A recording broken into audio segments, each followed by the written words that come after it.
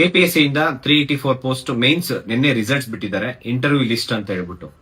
ಆ interview list ನೋಡಿದ್ರೆ ಎಷ್ಟು ಕರಪ್ಷನ್ ಆಗಿದೆ ಅಂತ ಹೇಳ್ಬೋದಂದ್ರೆ, ಯಾಕೆ ಅಂತಂದ್ರೆ ಈ ಒಂದು ಸೆಲೆಕ್ಟ್ ಆಗಿರೋ ಕ್ಯಾಂಡಿಡೇಟ್ಸ್ ತುಂಬಾ ಸೀರಿಯಸ್ ಕ್ಯಾಂಡಿಡೇಟ್ಸ್ ಸ್ವಲ್ಪ ಜನ ಹಾಕಿದ್ದಾರೆ. ಅವ್ರನ್ನ ಎಲ್ಲಿ ಫಿಲ್ಟರ್ ಮಾಡ್ತಾರೆ ಅಂತಂದ್ರೆ ನೆಕ್ಸ್ಟ್ ಇಂಟರ್ವ್ಯೂ ಫಿಲ್ಟರ್ ಮಾಡ್ತಾರೆ. ಈ ಒಂದು ಲಿಸ್ಟ್ ಅಲ್ಲಿ ಒಂದೊಂದು ರೂಮಲ್ಲಿ 10, 15 ಜನ, 20 ಜನ ಯಾವ ರೀತಿ ಸೆಲೆಕ್ಟ್ ಆಗಕ್ಕಾಗುತ್ತೆ? ಅವರೆಲ್ಲ ಏನು ಒಂದೇ ಕಂಬೈನ್ ಸ್ಟಡಿ ಮಾಡಿದ್ರು ಸೆಲೆಕ್ಟ್ ಆಗಕ್ಕಾಗಲ್ಲ. ಒಂದೇ ರೂಮ್ ಅಲ್ಲಿ ಪ್ರಿಲಿಮ್ಸ್ ಆದ್ರೆ ಏನೋ ಅನ್ಬೋದು, ಕ್ವಶನ್ ಪೇಪರ್ ನೋಡ್ಕೊಂಡು ಏನಾದ್ರು ಟಿಕ್ ಆಗ್ತಾರೆ ಅಂತ ಹೇಳ್ಬೋದು, ಒಬ್ರದೊಬ್ರು ನೋಡ್ಕೊಂಡು. ಆದ್ರೆ mains question paper, return question paper ಅಲ್ಲಿ ಒಂದೇ ರೂಮ್ ಅಲ್ಲಿ 10 ರಿಂದ 15 ಜನ ಸೆಲೆಕ್ಟ್ ಆಗ್ತಿದ್ರೆ ಅಂದ್ರೆ ಎಷ್ಟು ಜನ ಎಷ್ಟು ಕರಪ್ಷನ್ ಮಾಡಿರ್ಬೋದು ಕೆಪಿಎಸ್ಸಿ ಇರೋಂತರು.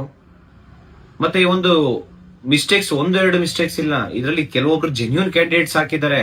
ಆ ಕ್ಯಾಂಡಿಡೇಟ್ಸ್ ನ ಅವ್ರು ಬೇಕು ಅಂತ ಹಾಕೊಂಡಿರೋದು, ಮತ್ತೆ ಇವ್ರ ಇಂಟರ್ವ್ಯೂ ಅಲ್ಲಿ ತೆಗಿತಾರೆ, ಗ್ಯಾರಂಟಿನೇ ಇಲ್ಲ.